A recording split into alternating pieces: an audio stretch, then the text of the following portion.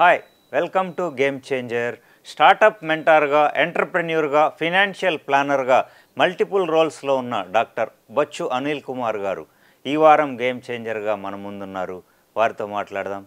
Hi sir, నమస్తే అండి. నమస్తే అండి. చెప్పండి, మీరు మల్టిపుల్ రోల్స్లో సర్వ్ చేస్తున్నారు. సో ఎట్లా స్టార్ట్ అయింది మీ జర్నీ, అట్లాగే ఎడ్యుకేషనల్ బ్యాక్గ్రౌండ్? సో యాక్చువల్లీ ఏంటంటే నేను ఇవాళ రోజు అన్ని ఛానల్లో అన్ని ప్లేసుల్లో మాట్లాడుతూ ఉన్నా. బట్ నా జర్నీ మాత్రం ఒక చిన్న ఊర్లో మెదక్ జిల్లాలో ఒక చిన్న ఊర్లో స్టార్ట్ అయింది. అక్కడ కూడా ఏంటంటే నేను పుట్టినప్పుడు నా తర్వాత తమ్ముడు పుట్టినప్పుడు ఏంటంటే ఫైనాన్షియల్గా నాన్నగా ఇబ్బంది ఉందని చెప్పి అమ్మమ్మ నన్ను నేను 1.5 year ఉన్నప్పుడే అమ్మమ్మ వాళ్ళ ఊరికి తీసుకెళ్ళిపోయింది అనమాట. సో నా స్కూలింగ్ మొత్తం ఊర్లోనే జరిగింది. సో తెలుగు మీడియంలో గవర్నమెంట్ స్కూల్లోనే జిల్లా ప్రజా పరిషత్ హై స్కూల్ చేగుంట అక్కడే చదివాను. అండ్ అక్కడ కూడా అంటే ఇవాళ ఈ కంఫర్ట్స్ ఇవన్నీ ఉన్నా కూడా అక్కడ మాత్రం 7th class వరకు యాక్చువల్లీ కిందే కూర్చునేవాళ్ళం. 8th class ఫస్ట్ టైం బల్ల మీద కూర్చొని క్లాస్ విన్న పరిస్థితి. అట్లాంటి ప్లేస్లో అట్లాంటి పరిస్థితి నుంచి కూడా తెలుగు మీడియంలో కూడా బాగా చదివాము. పరిస్థితులు ఎలా ఉన్నా సరే స్కూల్లో కూడా ఫస్ట్ వచ్చాను. ఆ తర్వాత హైదరాబాద్కి వచ్చి మళ్ళీ కాలేజ్ కూడా government college, aided college. Medium change అందరికీ చాలామంది కష్టం తెలుగు మీడియం నుంచి ఇంగ్లీష్ మీడియంకి అనేది. చేసినా కూడా ఏదో ప్రైవేట్ కాలేజీల్లో చదివితే ఏంటంటే కొంచెం సీరియస్గా ఉంటుంది. కానీ నాకు ఒక మళ్ళీ గవర్నమెంట్ కాలేజీలో చదివాను. అక్కడ కొంచెం ఇబ్బంది అయింది. బట్ ఆ ఇబ్బంది అనేది ఒక 1 or 2 years మాత్రం కొంచెం ఈ యూనో తెలుగు నుంచి ఇంగ్లీష్ అనేది కొంచెం కష్టమైంది. బయాలజీ తీసుకున్నాను, అందరూ చెప్పారని. అది కూడా ఒక యాక్చువల్లీ ఇంకొకటి ఏంటంటే కరెక్ట్ గైడెన్స్ టైంలో లేకపోతే కూడా ఇంకొక ఇబ్బంది. సో నాకు చెప్పేవాళ్ళు లేరు ఆ టైంలో.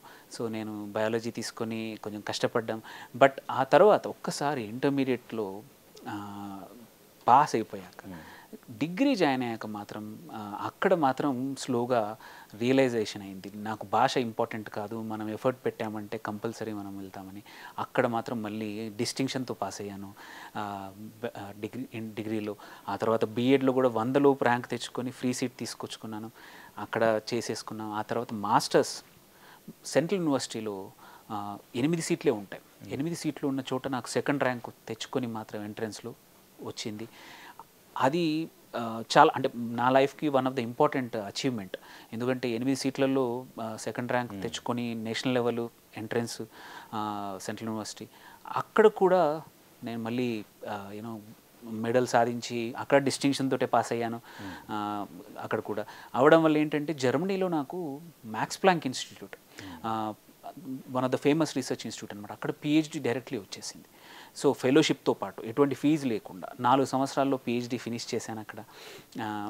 బార్లీ పైన రీసెర్చ్ చేసి 4 సంవత్సరాలు అక్కడ ఉండి, ఆ తర్వాత 1 సంవత్సరం కెనడాలో కూడా మంచి యూనివర్సిటీ ఆఫ్ బ్రిటిష్ కొలంబియా, అక్కడ సైంటిస్ట్గా పనిచేశాను. ఇండియాకి వచ్చాక అంటే కొన్ని పరిస్థితుల వల్ల ఇంట్లో నాన్న ఆరోగ్య పరిస్థితి వల్ల రావాల్సి వచ్చేసింది.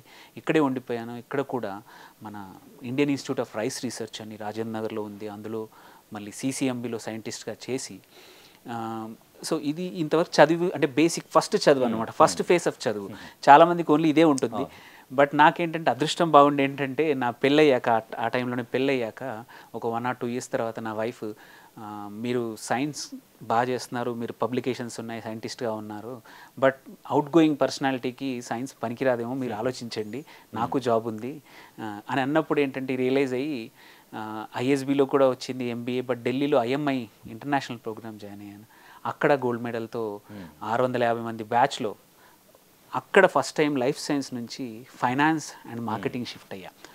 అందులో కూడా నేను 30 అప్పుడు చేసినప్పుడు, MBA చేసినప్పుడు ఫుల్ టైం MBA, ఏదో పార్ట్ టైం కాకుండా మొత్తం కెరియర్ బ్రేక్ తీసుకొని వెళ్ళాను. అక్కడ 650 మంది, అందులో కూడా మోస్ట్ ఆఫ్ దెమ్ 98-99% క్యాట్ ద్వారా వచ్చిన పిల్లలే.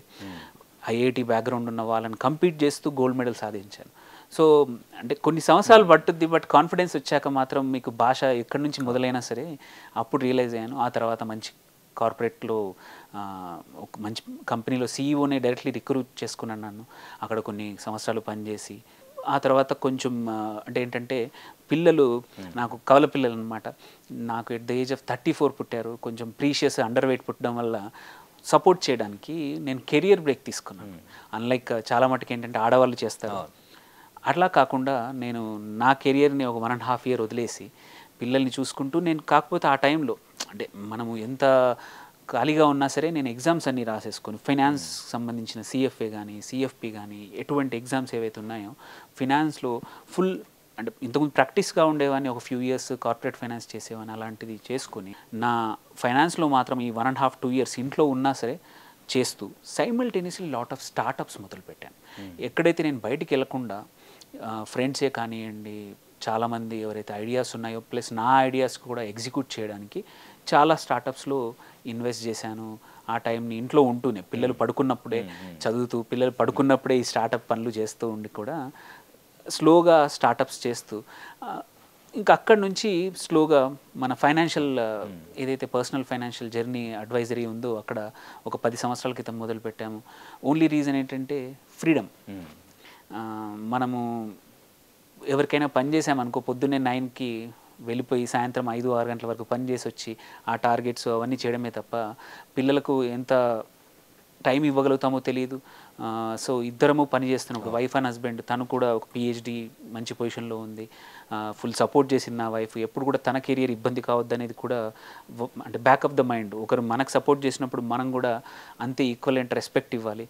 సో అందుకోసం ఈ ఓన్గా చేస్తే ఓన్గా యాజ్ ఎ కన్సల్టెంట్గా ఓన్గా ఫైనాన్షియల్ కన్సల్టెంట్ అడ్వైజరీ చేయడం వల్ల మన బాస్ మనమే, ఇంట్లోంచే చేసుకోవచ్చు, మనకు టైం ఉన్నప్పుడు వెళ్ళచ్చు. సో అలా మొదలు పెట్టాను జర్నీ. Big change.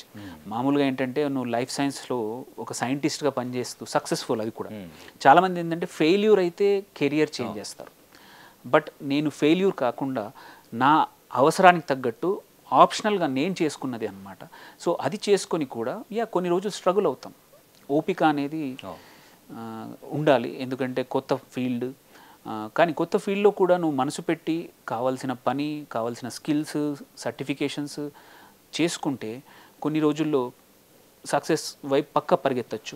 సో నా కేసులో అదే జరిగింది. ఫస్ట్ ఫ్యూ ఇయర్స్ స్ట్రగుల్ అయినా సరే బట్ ఎప్పుడు కూడా కంటిన్యూస్ లెర్నింగ్ అనేది నేను ఎప్పుడు బిలీవ్ చేసేవాడిని.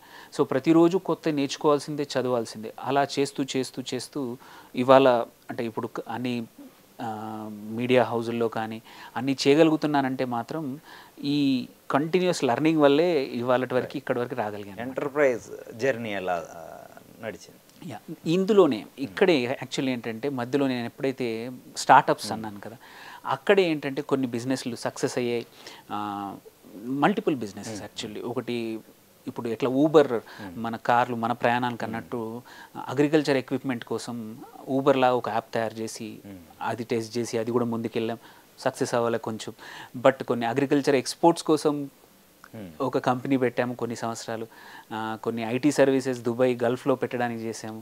అట్లాగే కాస్మెటిక్స్ రీటైల్ అది ఇప్పుడు నడుస్తూ ఉంది.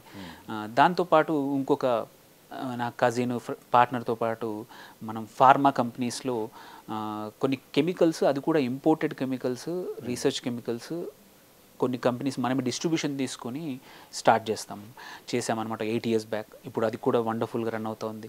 సో అక్కడ నేను డైరెక్టర్గా ఉన్నాను. అక్కడ కూడా మెంటర్గా ఉన్నాను, డైరెక్టర్గా ఉన్నాను. అది ఇప్పుడు ఆన్ ద అంటే వాళ్ళ కాళ్ళపైన వాళ్ళు నిలబడే స్టేజ్కి వచ్చేసింది. సో అది కొన్ని సంవత్సరాల్లో లిస్టింగ్కి రావచ్చు, అంత బాగా రన్ అవుతుంది. సో అట్లాగే నేను కొన్ని కంపెనీస్లో నా ఏంటంటే మనం చదివిన చదువు నేను పిహెచ్డి అగ్రికల్చర్ బయోటెక్నాలజీ అట్లాంటి ప్లేస్లో అందులో చేశాను. అది కూడా వదలొద్దనే ఉద్దేశంతో ఈ ఫార్మాది ఒకటి, అట్లాగే కొన్ని ఫ్రెండ్స్ కంపెనీస్లో డైరెక్టర్గా బయోటెక్నాలజీ కంపెనీస్ కానీ పెస్టిసైడ్ కంపెనీస్, సీడ్ కంపెనీస్, ఈ మూడిట్లలో కూడా నేను ఇంకా స్టిల్ వాళ్ళకి ఏమంటారు గైడెన్స్ ఇస్తూ ఉంటాను. ఇది ఒకవైపు. ఈ ఆంటర్‌ప్రెన్యూర్ నా కంపెనీస్ నా బిజినెస్తో పాటు మధ్యలో కొన్ని సంవత్సరాలు మాకు ఫ్యామిలీ స్కూల్ కూడా ఉండింది. అదొక 20 సంవత్సరాలు నడిపాము.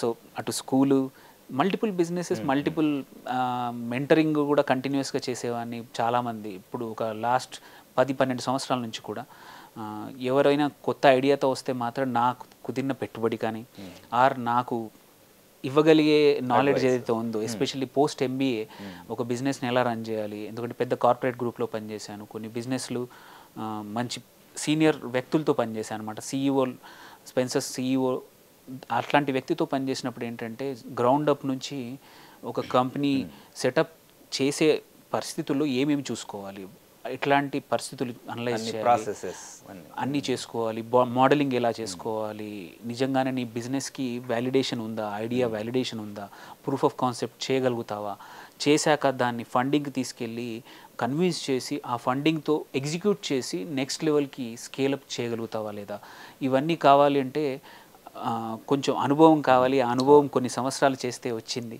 ఆ అనుభవాన్నే చాలామందికి యాక్చువల్లీ అంటే ఇప్పుడు నేను లెక్క పెడితే 10-15 మంది ఉండొచ్చు, బిజినెస్లు ఉండొచ్చు. బట్ నాకు తెలిసింది మాత్రం పక్కా మెంటరింగ్ చేసి ఇప్పటికి కాన్స్టెంట్గా అది ఎప్పటికీ ఏదో ఒకటి 2 బిజినెస్లు ఎప్పుడు మెంటరింగ్ నడుస్తూ ఉంటుంది.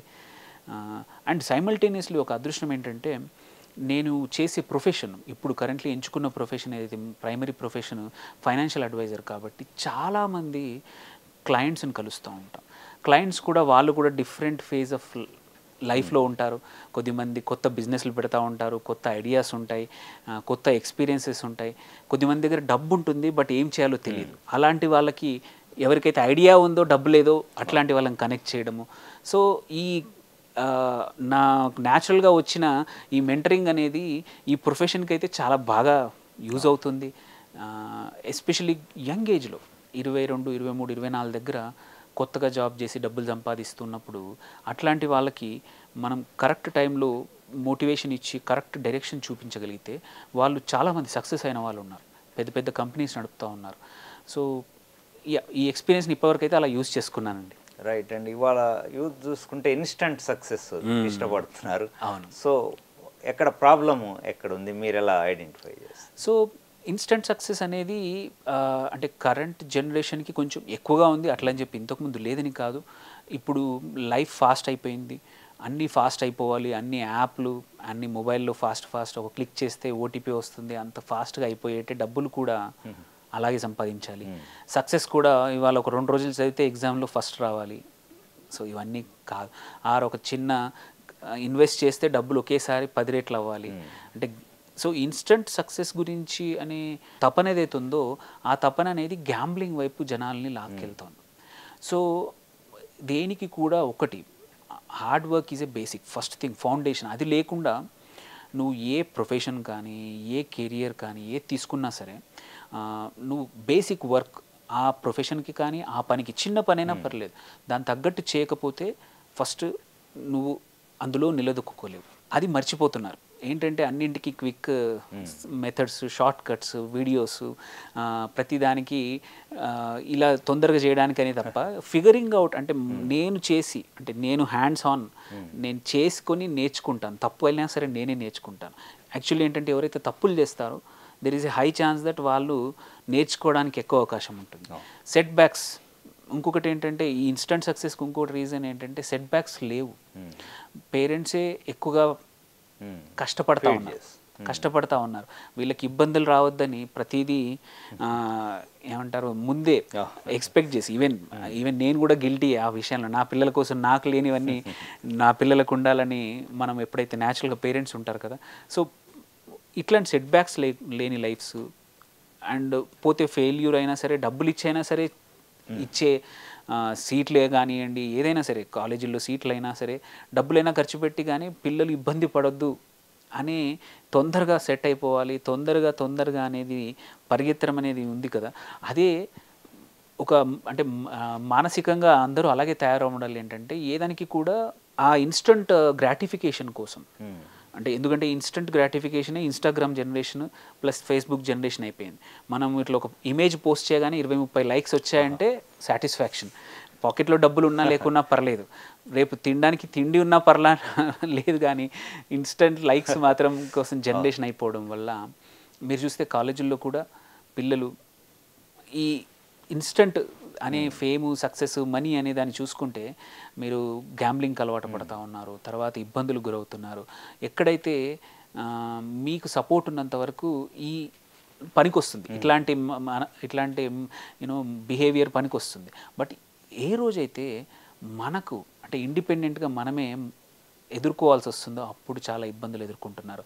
అక్కడే ఈ సక్సెస్ రాకపోయేసరికి డిప్రెషన్ లాంటివి ఇవన్నీ పొందుతున్నారనమాట. సో ఇంపార్టెంట్ ఏంటంటే దేనికైనా సరే ప్రిపరేషన్ అవసరం, అండ్ అన్నిటికన్నా ఇంపార్టెంట్ ఓపిక అవసరం. ప్రతి దానికి సరే ప్రతి ఒక్కరికి సక్సెస్ వచ్చే అవకాశం ఉంది, బట్ ఓపిక లేకపోతే దానికి కావాల్సిన ఎఫర్ట్ ప్రతిరోజు చిన్న చిన్న చిన్న చిన్న స్టెప్స్ వేయకపోతే నీ కెరియర్ ఏదైనా పర్లేదు. నేనేదో చిన్న పొజిషన్లో ఉన్నాను, పెద్ద పొజిషన్లో ఉన్నాను అవసరం లేదు. నువ్వు ఎక్కడున్నా సరే, ఎక్కడి నుంచి స్టార్ట్ చేసినా సరే ఫోకస్డ్గా, కొన్నిసార్లు డీవియేషన్ అవుతాం. యాజ్ ఎ హ్యూమన్ నేచర్ ఏంటంటే మనం వెళ్తూ ఉంటే ఎప్పుడు అట్రాక్ట్ చేస్తూ ఉంటాయి చెడ్డ విషయాలు. కాకపోతే ఆ దానిలో ఎంతసేపు ఉన్నావు, దాని నుంచి ఎంత తొందరగా నువ్వు రియలైజ్ అయ్యావు, నువ్వు మళ్ళీ మంచి దారికి ఎంత తొందరగా వస్తున్నావు అనేది వెరీ ఇంపార్టెంట్. అట్లా చాలామంది ఫెయిల్ అయినారు. ఈవెన్ నా కెరీర్లో కూడా క్వైట్ అ ఫ్యూ టైమ్స్ అట్లాంటి ఇబ్బందులు. నేను చెప్పినట్టు ఇంటర్లో నాకు సెకండ్ క్లాస్ పాస్ అవ్వడం అనేది ఒక పెద్ద setback. But then I realized, అరే నేను ఒక మీడియం చేంజ్ అయ్యానని నాది నేను సర్ది చెప్పుకుంటున్నాను కాదు, ఐ నీడ్ ఎక్స్ట్రా ఎఫర్ట్. అదే డిగ్రీ ఫస్ట్ ఇయర్లో జాయిన్ అయినప్పటి నుంచి భాష మారినా సరే ఎఫర్ట్ పెట్టేసాను. It took some time, but కానీ తర్వాత ఆ ఎఫర్ట్ వల్ల ఫలితం ఏంటి, వితిన్ 2 years తర్వాత థర్డ్ ఇయర్ వచ్చేవరకు నేను డిస్టింక్షన్లో పాస్ అవ్వగలిగాను. సో రీజన్, తప్పు జరిగినా సరే తప్పు నుంచి రియలైజేషన్ చేసుకొని ఆల్టర్నేట్ దారి ఏంటి. మనకు ప్రతి దగ్గర సరే దారులు ఉంటాయి. ఇన్స్టెంట్ సక్సెస్లో ఉన్న ఇప్పుడున్న ప్రాబ్లం ఏంటంటే దారులు కూడా ఇన్స్టెంట్ దొరికిపోవాలి. సో చాలామంది ఫీడ్బ్యాక్ అంటే వెనకాల చూడట్లేదు, ఫీడ్బ్యాక్ తీసుకోవట్లేదు. నువ్వు వెళ్ళడానికి చెప్తే నీతులు చెప్తున్నావు అంటారు. ఇంతకుముందు ఇప్పుడు నా కేసులో ఈ జర్నీలో కూడా చాలామంది మెంటర్స్ నాకు ఇలా వద్దమ్మా, ఇది కరెక్ట్ మెథడ్ కాదు, చేంజ్, ఇలా వెళ్తే కరెక్ట్ కాకపోవచ్చు అనే ఫీడ్బ్యాక్ ఇచ్చిన వాళ్ళు చాలామంది ఉన్నారు. నా మేజర్ ఫీడ్బ్యాక్ ఎగ్జాంపుల్, నాకు మొహమాటం లేదు, నా వైఫ్. సో ప్రతిసారి ఎటువంటి జర్నీ అయినా సరే, ఏమండి ఇలా చేయొద్దు, మనకి ఇది కరెక్ట్ కాదు. సో ఈ ఫీడ్బ్యాక్ తీసుకోవడం అనేది వెరీ ఇంపార్టెంట్. ఫీడ్బ్యాక్ తీసుకొని కరెక్షన్ చేసుకుంటే నువ్వు ఏ కెరియర్ ఇంతకుముందు ఏది చేసినా పర్లేదు. So one of the classic example నా కెరియర్లో, నా లైఫ్లో ఇప్పటివరకు ఏంటంటే, నేను ఇప్పుడు 44, చదువు ఏదైనా పర్లేదు, ఎప్పుడైనా సరే ట్రాన్సిషన్ అనేది పాసిబిలిటీ ఉంది. నేను సైన్స్లో ఒక పీక్, మంచి ప్లేస్లో పిహెచ్డి చేసి, మంచి ప్లేస్లో పోస్ట్ డాక్ చేసి, మంచి ప్లేస్లో సైంటిస్ట్గా పనిచేస్తూ కూడా జాబ్ వదిలేసి ఇంకొకటి ఎంచుకున్నానంటే కొన్ని డౌట్ ఉంటుంది. ఎవరికి కూడా ఏంటంటే ఓవర్ కాన్ఫిడెన్స్ ఉండకపోవచ్చు, లోపల డౌట్స్ ఉంటాయి. బట్ ఆ డౌట్స్ని ఎంత తొక్కేసి నువ్వు చేయాలనుకున్న పని మీద, నాకు తెలుసు ఒక టైంలో సైన్స్లో అంత మంచి చదివి పబ్లికేషన్స్ రెగ్యులర్గా, ఇప్పుడు కూడా నా సెర్చ్ చేస్తే నా పేపర్స్ ఉంటాయి. వరి మీద పరిశోధనలు కావచ్చు, బార్లీ మీద పరిశోధనలు కావచ్చు, ట్రీస్ మీద పరిశోధనలు, ఇంకా రీసెర్చ్ పేపర్స్ ఉన్నాయి, ఇంకా వాటి సైటేషన్స్ వస్తూ ఉంటాయి. బట్ ఒకసారి అక్కడ ఎంబీఏకి వెళ్ళాక ఏంటి ఇదేం చదువుతున్నాను, అన్ని రోజులు అక్కడ అది చదివాను, ఇప్పుడు మేనేజ్మెంట్ స్టడీస్ చేస్తూ ఉన్నాను అనే క్వశ్చన్స్ వస్తాయి. బట్ ఆ క్వశ్చన్స్ని కూడా మనమే ఆన్సర్ చెప్పుకొని ఫోకస్ చేస్తే, చాలామంది ఏంటంటే ఇవాళటి గురించి బతకరు, ఈ ఇన్స్టెంట్ దాంట్లో. ఇంకోటి ఏంటంటే ఇష్యూ, ఎప్పుడు రోజీ పిక్చర్, ఫ్యూచర్లో ఇదవుతుంది, నేను ఇన్ని కోట్లు సంపాదిస్తాను, ఇంత పెద్ద కార్లు సంపాదిస్తాను, ఇంత పెద్ద ఇల్లు, ఇంత మంచి బట్టలు, లేకపోతే ఇప్పుడు కొత్తగా ట్రావెలింగ్, నేను ఈ కంట్రీకి జర్నీ చేస్తాను, ఆ కంట్రీకి జర్నీ చేస్తాను, పాష్గా, అవన్నీ వద్దన్నా వస్తాయి. They should all be byproducts అండి. మన ప్రాసెస్ని ఇవాళ చేస్తున్న పని మీద ఫోకస్ పెట్టి, మన ఏదైనా సరే, ఇప్పుడు ఒక బిజినెస్ చేస్తున్నాను నేను, ఆ బిజినెస్ చేసినప్పుడు ఆ బిజినెస్కి కావాల్సిన టైం, సఫిషియంట్ టైం ఇస్తూ ఫోకస్ చేస్తూ ఉంటే, ఎస్ తప్పులు అండ్ కొన్ని ప్రాబ్లమ్స్ రావచ్చు, బట్ ఫోకస్ ఉందంటే ప్రాబ్లమ్ సొల్యూషన్ కూడా అలాగే వస్తుంది. నువ్వు మంచి దారిలో వెళ్తే నీకు సఫిషియంట్ నెంబర్ ఆఫ్ పీపుల్, మనం అనుకుంటాం ఇక్కడ ప్రపంచంలో ఎవరు హెల్ప్ చేయట్లేదు, లేదు, నువ్వు కరెక్ట్ దారిలో వెళ్తూ ఉంటే, మనం అంటే యూనివర్స్ ఆల్సో మనకి హెల్ప్ చేయడానికి ఎవరినో కొన్ని పంపుతుంది. మన ఇంటెన్షన్స్ బాగుండి ఒక గోల్ అచీవ్ చేద్దాం. లైక్ ఎగ్జాంపుల్ బిజినెస్ పెట్టాను, నాకు తెలియదు, కాస్మెటిక్స్ పెట్టినప్పుడు నాకు ఇంతవరకు నేను ఎప్పుడు లైఫ్లో బియాండ్ ఒక దువ్వెన తప్పించి ఇంకా వేరే వాడని వ్యక్తికి నేను కాస్మెటిక్స్ బిజినెస్ పెట్టినప్పుడు చాలా కష్టం. బట్ అందులో సక్సెస్ కావాలి అంటే ఇట్ టుక్ సమ్ టైం, ఒక 3 నెలలు 6 నెలలు, బట్ అంటిల్ చివరి వరకు వెళ్ళి ముందుకు సక్సెస్ సాధించగలిగాం. సో ఇది చాలా ఇంపార్టెంట్ అండి ఈ జనరేషన్కి. సార్, కొందరికి రైట్ కాన్సెప్ట్ ఉంటుంది, full of resolutions, but resources nil, అలాంటి వాళ్ళు ఎదగాలంటే ఎట్లా, మీరు సజెషన్స్? సో యాక్చువల్లీ ఏంటంటే, ఇంతకుముందు కష్టం ఉండేది, ఇది మీరు అన్నట్టు ఐడియాస్ బాగుండే, చేయడానికి విల్ పవర్ ఉంది, బట్ రిసోర్సెస్ లేవు. బట్ ఒక 3-4 ఇయర్సే కాదు, ఒక 10-15 ఇయర్స్ నుంచి చూస్తే మీ ఐడియాస్ బాగుంటే ఎన్నో చోట్ల funding opportunities, partnership opportunities, collaboration opportunities and మీ ఐడియాని బట్టి నువ్వు ఈవెన్ చిన్న చిన్న ప్లేసుల్లో కూడా సపోర్ట్ చేయడానికి ఇంక్యుబేటర్స్, ఇప్పుడు చిన్న చిన్న ఇంజనీరింగ్ కాలేజీల్లో కూడా ఇంక్యుబేటర్స్ వచ్చాయి, ఆర్ కాంపిటీషన్స్ వచ్చాయి. సో అండ్ ఇంకా బాగా ఐడియా బాగుందంటే ఈవెన్ ప్రభుత్వ బ్యాంకులు కూడా ఫండింగ్ ఇస్తూ ఉన్నాయి. సో ముద్ర లోన్స్ లాంటివి కానీ. సో ఇట్స్ ఆల్ అబౌట్ ఏంటంటే కన్విక్షన్ ఉండాలి. చాలామంది ఏంటంటే ఐడియా స్టేజ్లోనే ఆపేస్తారు, నా వల్ల కాదులే అని ఐడియాస్ చాలామందికి ఉంటాయి. సో నెక్స్ట్ ఆ ఐడియాస్ ఉన్న వాళ్ళు 100 మంది ఉంటే ఆ ఐడియాని ఎగ్జిక్యూట్ చేద్దామనే వాళ్ళకు ఓన్లీ 10 మందికి వస్తారు. అంటే ఆ 10 మందే ప్రయత్నం చేద్దామని అనుకుంటారు. మిగిలిన 90 మంది ఐడియా నుంచి ఆలోచించి దశాబ్దాలు కూడా గడిచిపోతే అక్కడే ఉండిపోతుంది. ఓన్లీ ఒక 10 మంది మాత్రమే దాని గురించి ముందుకెళ్తారు. అరే నేను టెస్ట్ చేస్తాను, నలుగురికి చెప్తాను, చిన్న ప్రోటోటైప్ కానీ అది ఎటువంటి ప్రోడక్ట్ అయినా సరే, ఫిజికల్గా అయినా ఆర్ ఒక డిజిటల్ ప్రోడక్టా ఏదైనా సరే ప్రోటోటైప్ స్టేజ్కి వెళ్తారు. ఆ 10లో ఒక 3-4 యాక్చువల్లీ ప్రోటోటైప్ నుంచి ప్రూఫ్ ఆఫ్ కాన్సెప్ట్ నుంచి మార్కెట్లోకి వస్తారు చిన్న స్టేజ్లో. అక్కడ కొద్దిమంది ఓన్లీ ఒక 2-3 మాత్రమే సర్వైవ్ అవుతారు. మిగిలిన వాళ్ళు ఫెయిల్ అయ్యి ఆర్ లర్నింగ్స్ నేర్చుకొని ముందుకెళ్తూ ఉంటారు, వెనకాలకి వెళ్ళిపోతారు. మిగిలిన 3 మాత్రం యూజువల్లీ ఏంటంటే మార్కెట్ రికగ్నైజ్ చేస్తుంది, సపోర్ట్ చేస్తుంది. బట్ నీ ఐడియా బాగుండి నీ 10 మంది ఎవరైతే ఉన్నారో ఆ స్టేజ్లో నువ్వు సపోర్ట్ తీసుకుంటే ఏంటంటే ఇంతకుముందు ఏమో కానీ ఇప్పుడు చాలా ఇంక్యుబేటర్స్ వచ్చాయండి, చాలా ఏంజల్ ఫండ్స్ వచ్చాయి. ఇప్పుడు చిన్న ఊరైనా పర్లేదు, సంబంధం లేదు. ఎందుకంటే నువ్వు ఇంతకుముందు ఒక ఏంజల్ ఫండ్ కానీ ఒక పెద్ద కంపెనీ ఒక ఫండ్ ఎవరైనా హెల్ప్ చేసే ఫండింగ్ చేసే వాళ్ళని కలవాలంటే నువ్వు పెద్ద సిటీస్కి వచ్చి మాత్రమే కలిస్తే తప్ప, నెట్వర్క్లు బ్రేక్ చేస్తే తప్ప కలిసే అవకాశాలు లేవు.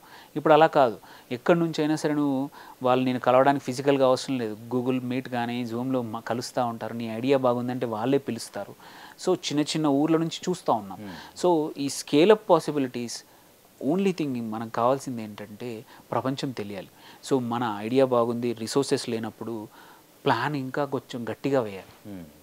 మామూలుగా ఏంటంటే ప్లాన్ ఖర్చు లేదండి, ప్లాన్ గీయడానికి ప్లాన్ రాయడానికి ఖర్చు లేదు. ఓన్లీ నీ బుర్ర కావాలి, నువ్వు అనుకున్న ఎట్లా సాధిద్దాం అనుకున్నావని దాన్ని రాయాలి. రాసి ఇప్పుడున్న ప్లేస్లో చాలా ఉన్నాయి ఫండింగ్ సోర్సెస్. థ్యాంక్ఫుల్లీ ఒక 15 సంవత్సరాలకి ఇప్పటికీ మనసు ఉంటే మాత్రం మార్గాలు చాలా ఉన్నాయి. నీకు హెల్ప్ చేయడానికి ఏంజల్ నెట్వర్క్స్ వచ్చాయి. ప్లాన్ ఆన్ పేపర్ కాకుండా ప్రాపర్ ప్లాన్ ఉండాలి. ప్రాపర్ ప్లాన్ చేసుకొని ఫస్ట్ అది డీటెయిల్డ్గా ఉండాలి. నువ్వు ఎంత detailed, one thing I observed ఏంటంటే నువ్వు బ్యాకప్ ద పేపర్తో జస్ట్ 4 గీతలు గీసేసి కూడా కన్విన్స్ చేయొచ్చు, బట్ అలా ఛాన్స్ తక్కువ ఉంటుంది. నువ్వు ఎంత డీటెయిల్డ్ ఓరియంట్తో వెళ్ళావంటే అవతల వ్యక్తి నీ ఐడియా చూసి డబ్బులు ఇద్దామనుకుని ఫండింగ్ చేద్దామన్న వ్యక్తి కూడా ఇంప్రెస్ అయ్యేట్టు ఉండాలి. సో చాలామంది ఎవరైతే డీటెయిల్డ్ ఓరియంటెడ్ వ్యక్తులు ఈజీగా సక్సెస్ వస్తుంది.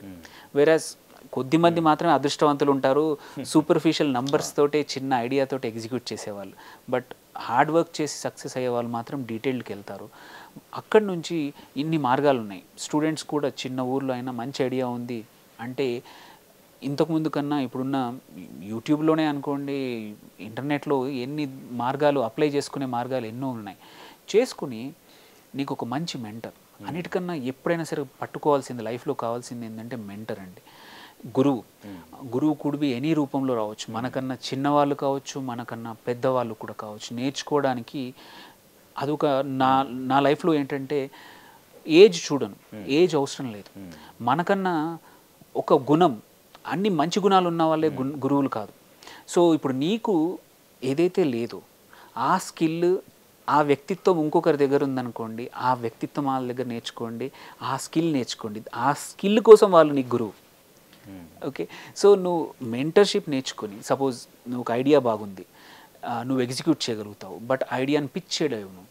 సో ఆ ఐడియాని పిచ్ చేయడానికి ఇంకొకరితో మెంటర్షిప్ తీసుకోండి, ఇంకొకరితో కొలాబరేషన్ చేయండి. అది సెకండ్ థింగ్ విచ్ ఈజ్ సక్సెస్కి. ఫస్ట్ నువ్వు అది ఎలా ఇంపార్టెంట్. సెకండ్ ఇంపార్టెంట్ థింగ్ ఏంటంటే కొలాబరేషన్. చాలామంది ఏంటంటే సెల్ఫిష్, నాదే ఐడియా, నాదే అని పట్టుకోవడం వల్ల ఏమవుతుందంటే ముందుకు వెళ్ళరు.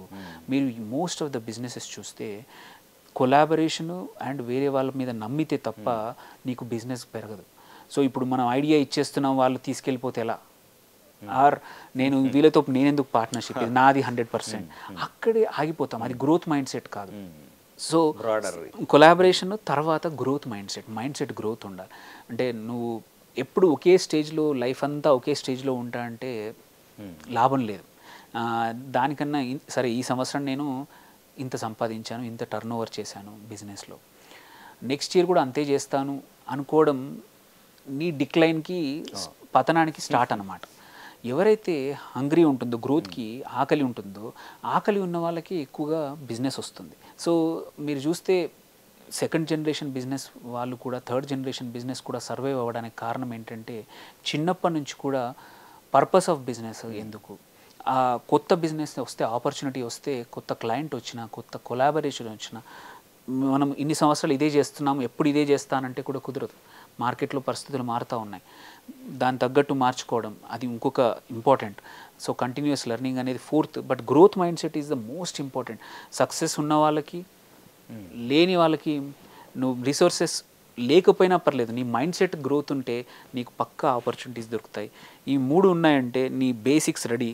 ఆ తర్వాత డబ్బులు ఇచ్చి ప్రాసెస్ చేయడానికి టాలెంట్ చాలా ఉంది, నేర్చుకోవడానికి సోర్సెస్ ఉన్నాయి, డబ్బులు ఉంటే హైర్ చేసుకొని స్కేల్ ఫాస్ట్గా చేయొచ్చు. సో ఇవన్నీ నెక్స్ట్ స్టెప్. ఫస్ట్ ఈ బేసిక్స్ మాత్రం కరెక్ట్గా ఉంటే ఎవరికైనా సరే ఎంత రిసోర్స్ పూర్ ఉన్నా పర్లేదు, మిగిలిన ఐడియాస్ ఇవన్నిటితో కవర్ చేసుకోవచ్చు అన్నమాట.